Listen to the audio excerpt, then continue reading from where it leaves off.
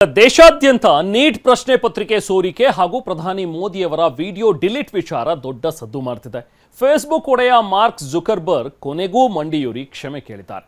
ಇನ್ನೊಂದೆಡೆ ದೆಹಲಿಯಲ್ಲಿ ವಿದ್ಯಾರ್ಥಿಗಳ ಮೇಲಿನ ಲಾಠಿ ಚಾರ್ಜ್ ಖಂಡಿಸಿ ಸಂಸತ್ತಿನಲ್ಲಿ ವಿಪಕ್ಷಗಳು ಪ್ರತಿಭಟನೆಯನ್ನು ಮುಂದುವರೆಸಿವೆ. मेटा विरुद्ध केंद्र सरकारದ ಸಮರ. फ्रेंड्स, मैं जानता हूं कि पेपर लीक ये कोई मामूली विषय नहीं है. ಕೊನೆಗೂ ಕ್ಷಮೆ ಯಾಚಿಸಿದ ಮಾರ್ಕ್ ಜುಕರ್ಬರ್ಗ್.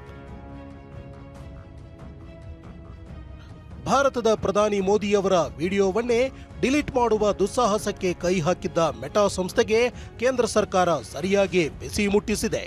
ನೀಟ್ ಪ್ರಶ್ನೆ ಪತ್ರಿಕೆ ಸೋರಿಕೆ ವಿರುದ್ಧ ಜಂತರ್ ಮಂತರ್ನಲ್ಲಿ ಕಾಕ್ರೋಚ್ ಜನತಾ ಪಾರ್ಟಿ ನೇತೃತ್ವದಲ್ಲಿ ಪ್ರತಿಭಟನೆ ನಡೆದಿತ್ತು. ಈ ಬಗ್ಗೆ ಪ್ರಧಾನಿ ಮೋದಿ ಮಾತನಾಡಿದ್ದ ವಿಡಿಯೋವನ್ನ ಫೇಸ್ಬುಕ್ 5 ಗಂಟೆಗಳ ಕಾಲ ಬ್ಲಾಕ್ ಮಾಡಿತ್ತು. ಇದರಿಂದ ಕೆರಳಿದ ಸಂಸದೀಯ ಸಮಿತಿ 3 ದಿನದೊಳಗೆ ಸ್ವತಃ ಜುಕರ್ಬರ್ಗ್ ಕ್ಷಮೆ ಯಾಚಿಸಬೇಕು, ಇಲ್ಲದಿದ್ದರೆ ಸೇಫ್ ಹಾರ್ಬರ್ ಅಡಿ ಸಿಗುವ ಕಾನೂನು ರಕ್ಷಣೆ ಕಿತ್ತುಕೊಳ್ಳುವುದಾಗಿ ಖಡಕ್ ವಾರ್ನಿಂಗ್ ಕೊಟ್ಟಿತ್ತು. ಎಚ್ಚರಿಕೆಯಿಂದ ಬೆಚ್ಚಿಬಿದ್ದ ಮೆಟಾ ಸಂಸ್ಥೆ ಕೊನೆಗೂ ತಪ್ಪಪ್ಪಿಕೊಂಡು ಕ್ಷಮೆ ಯಾಚಿಸಿದೆ. ಜೊತೆಗೆ ಡೀಪ್ ಫೇಕ್ ಹಾಗೂ ಮಕ್ಕಳ ಮೇಲಿನ ದೌರ್ಜನ್ಯದ ಕಂಟೆಂಟ್ ತಡೆಯುವಲ್ಲಿ ತಮ್ಮ ತಾಂತ್ರಿಕ ದೋಷವನ್ನ ಒಪ್ಪಿಕೊಂಡಿದೆ.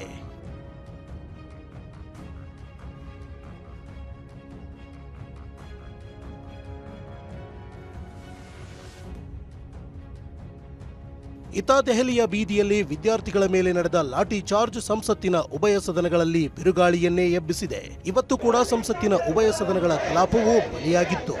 ಗಾಂಧಿ ಪ್ರತಿಮೆ ಎದುರು ಇಂಡಿಯಾ ಒಕ್ಕೂಟದ ನಾಯಕರು ಗೃಹ ಸಚಿವ ಅಮಿತ್ ಶಾ ಉತ್ತರಿಸುವಂತೆ ಪಟ್ಟು ಹಿಡಿದು ಪ್ರತಿಭಟನೆ ನಡೆಸಿದರು.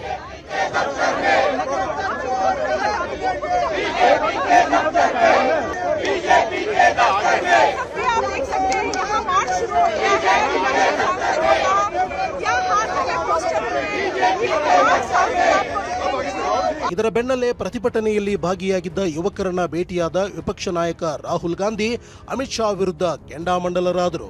They are young people who are standing here in front of India's press. But Amit Shah and the Prime Minister don't have the courage to stand here. And there's only 2 possibilities. One, he did not know that this violence was being carried out on the children, in which case he's incompetent. And 2, that he ordered the shooting of the pellet gun, he ordered the violence on these children, on these youngsters, which means he is culpable. Either way, he is responsible. ಆದರೆ ರಾಹುಲ್ ಗಾಂಧಿ ಆರೋಪಕ್ಕೆ BJP ನಾಯಕ ಸಂಬಿತ್ ಪಾತ್ರ ತಿರುಗೇಟು ಕೊಟ್ಟಿದ್ದಾರೆ. ಮಕ್ಕಳನ್ನ ಮುಂದಿಟ್ಟುಕೊಂಡು ರಾಹುಲ್ ಗಾಂಧಿ ರಾಜಕಾರಣ ಮಾಡ್ತಿದ್ದಾರೆ ಅಂತ ಕಿಡಿಕಾರಿದ್ದಾರೆ.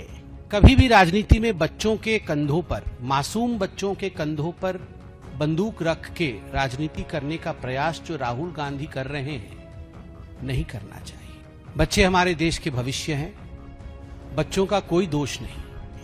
ಇನ್ನೊಂದೆಡೆ ಜಾರ್ಖಂಡ್ನ ಮುಂಡಾ ಕ್ರೀಡಾಂಗಣದಲ್ಲಿ ಜೆಪಿಎಸ್ಸಿ ಪರೀಕ್ಷಾ ಅಕ್ರಮದ ವಿರುದ್ಧ ವಿದ್ಯಾರ್ಥಿಗಳ ಆಕ್ರೋಶ ಮುಗಿಲು ಮುಟ್ಟಿದೆ.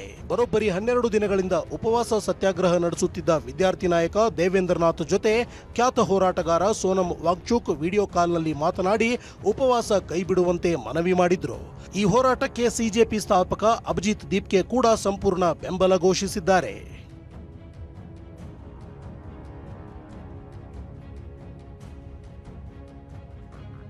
ಇದೆಲ್ಲದರ ನಡುವೆ ಭಾರಿ ಆಘಾತಕಾರಿ ವಿಚಾರವೊಂದು ಬಯಲಾಗಿದೆ.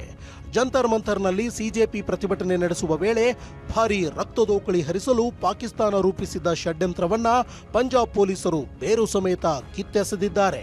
ಪಾಕ್ ಮೂಲದ ಗ್ಯಾಂಗ್ಸ್ಟರ್ ಶಹಜಾದ್ ಭಟ್ಟಿ ಕುಮ್ಮಕ್ಕಿನಿಂದ ಕಾರ್ಯಾಚರಣೆಗಿಳಿದಿದ್ದ 4 ಅಪ್ರಾಪ್ತರು ಸೇರಿ 9 ಶಂಕಿತ ಉಗ್ರರನ್ನ ಹೆಡೆಮುರಿ ಕಟ್ಟಲಾಗಿದೆ. ಬಂಧಿತರಿಂದ ಪೆಟ್ರೋಲ್ ಬಾಂಬ್, ಪಿಸ್ತೂಲ್ ಜಪ್ತಿ ಮಾಡಲಾಗಿದೆ.